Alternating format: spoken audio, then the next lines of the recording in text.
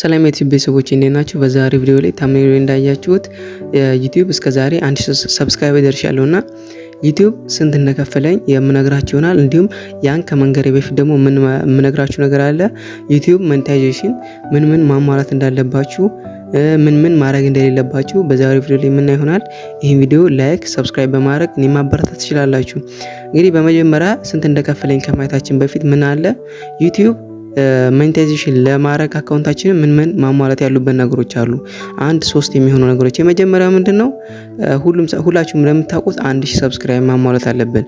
1000 ሰብስክራይበር ለማሟላት ደግሞ ምን ማድረግ አለብን? ለምሳሌ የተለያዩ የሰዎችን ቪዲዮ ጭነን ከሆነ 1000 ሰብስክራይበር መሙላታችን ምንም ጥቅም የለውም። ምክንያቱም ዩቲዩብ የሚፈልገው ኦሪጂናል የሆነ ቪዲዮአችን ማለትም ራሳችን ክሬት ያደረግነው መሆን አለበት። ምክንያቱም ያንን የሚያጣራበት የራሱ ሲስተም ስላለው ማለትና የሌላ ሰው ቪዲዮ ተጠቅማችሁ የተለያዩ ለምሳሌ አዳዲስ ሙዚቃዎች ምናምን ሲለቀቁ ወደ ቻናላችሁ ሼር የምታረጉ ከሆነ ያ ነገር ጥቅም የለውም። ምክንያቱም መጨረሻ ላይ ኮፒራይት ምናምን አይላችሁም። ወደ ኮፒራይት ደግሞ በጣም ከባድ ነው። ኮፒራይት ስትራይክ ከሰጣችሁ ቻናላችሁን በጣም ነው የሚጎዳው። ግን ምንም እንደዛ አይላችሁም፣ ቀጥታ ይቀበላችኋል።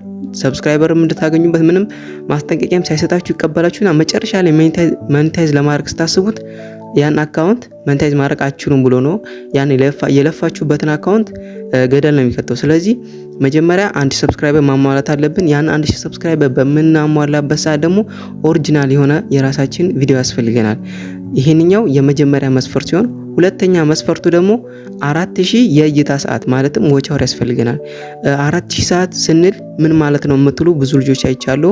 ይሄን ጥያቄ በኮሜንት ላይም ስለጠየቃችሁኝ ዛሬ አጭር ማስረጃ ሰጣችኋለሁ። ያ 4000 ሰዓት ምን ማለት ነው?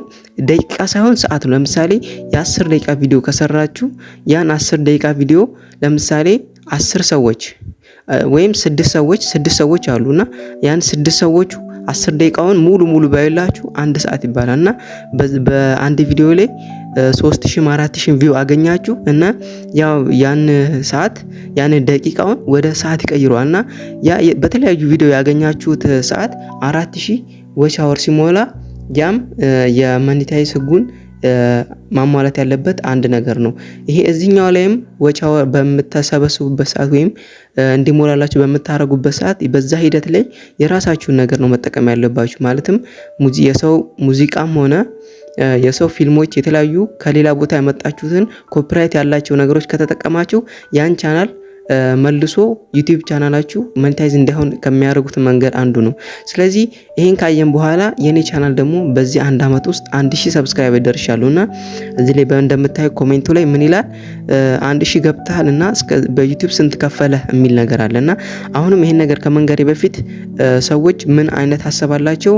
የማንኛውም ዩቲዩብ ቻናል 1000 ሰብስክራይበር እንደገባና ቀጥታ ክፍያ አይጀምርለትም። ማለትም 4000 ዎች አወር ማሟላት አለበት። በዛም 1000 ሰብስክራይብ ያንን አሟልቶ እንኳን ዩቲዩብ ለማይከፍለው ነገር አለ። አንደኛ ዩቲዩብ ላይ ስትሰሩ 1000 ሰብስክራይበር እና 4000 ዎች አወር አግኝታችሁ ሞኔታይዝ ከሆናችሁ በኋላ ዩቲዩብ ዝም ብሎ በየወሩ ገንዘብ ይከፍላችኋል ማለት አይደለም። ያ ሳይሆን ቪዲዮ እንደሰራችሁ ነው ዩቲዩብ የሚከፍላችሁ። ሲጀመር ዩቲዩብ ከራሱ ከኪሱ አይደለም የሚሰጣችሁ። ዩቲዩብ ለክሬተሮቹ ከራሱ ከካምፓኒ ሳይሆን ብር የሚሰጠው ምንድነው? በአድቨርታይዚንግ ነው ወይም በማስታወቂያ። ማለትም የሆኑ ድርጅቶች አሉ። እነዛ ድርጅቶች በእናንተ ቪዲዮ ላይ ማስታወቂያ እንዲመጣላቸው ለዩቲዩብ ይከፍሉታል።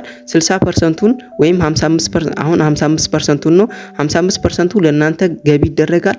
45%ቱ ደግሞ ለዩቲዩብ ይወስዳል። ማለትም ትካፈሉታላችሁ ማለት ነው። ያ ካምፓኒ ለማስታወቂያ ስራ ብሎ ለዩቲዩብ የሰጠውን ነገር ለእናንተ ትካፈሉታላችሁ።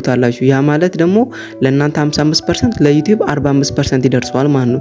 ስለዚህ ያንን ደግሞ ክፍያ እንዴት ነው ዩቲዩብ የሚከፍላችሁ የሚለውን ነገር ስናይ ለምሳሌ በ1000 ቪው ይሄን ያህል ይከፍላችኋል ምናምን ይላል። ይሄ ደግሞ አርፒኤም እና ሲፒኤም የሚባል ነገር አለ። በነዛ ላይ ተመርኩዞ ነው የእናንተ ሂሳብ የሚወጣና ለምሳሌ ስለ ባንክ የሰራችሁት ቪዲዮና ወይም ስለ ፋይናንስ የሰራችሁት ቪዲዮና ሪአክሽን የሰራችሁት ቪዲዮ አንድ አይነት ገቢ ሊያገኝላችሁ አይችልም። ለምሳሌ ሪአክሽን የሰራችሁት ቪዲዮ 50,000 ታይቶላችሁ ትንሽ $1 ልትሰሩ ትችላላችሁ። ግን ስለ ፋይናንስ እና ስለ ባንክ የሰራችሁ ቪዲዮ ደግሞ 10,000 እንኳን ታይቶ ከዛ እጥፍ 3 እጥፍ ምናምን በላይ ገንዘብ ልታገኙበት ትችላላችሁና ዩቲዩብ ክፍያ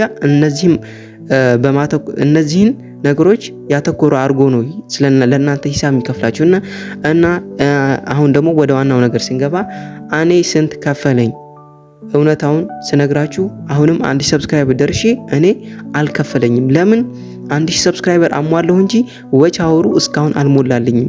ዎች አወሩ ሲሞላልኝ ሞኔታይዜሽን ይጀምርልኛል። ያኔ የማሳያችሁ ይሆናል። እና የዛሬው ቪዲዮ በጣም ዋነኛው ጉዳይ ቢኖር ደግሞ ዋናው ሐሳቡ የዛሬው ቪዲዮ ምንድነው? የተሳሳተ አመለካከት ያላችሁ ሰዎች አሉ። ዩቲዩብ ስንሰራ ሞኔታይዝ ከሆነ በኋላ ዝም ብለው ተቀምጠው ዩቲዩብ ለነሱ በየወሩ ብር የሚሰጣቸው ነገር አይደለም። ከነሱ ካልሰራችሁ ዩቲዩብ አይከፍላችሁ። ሞኔታይዝ ሆናችሁ 1 ወር ካልሰራችሁ ወይ የሆነ ቪዲዮ ማሰሩ ከሆነ ዩቲዩብ ቻናላችሁ ዝም ብሎ ጥቅም የለውም ማለት ነው። የዛሬ ቪዲዮ ይህን ይመስላል። በቀጣይ ቪዲዮ እስከምንገናኝ መልካም ጊዜ። ላይክ ያላደርጋችሁ ላይክ፣ ሰብስክራይብ በማድረግ እንዳይረሳ። ይመቻችሁ።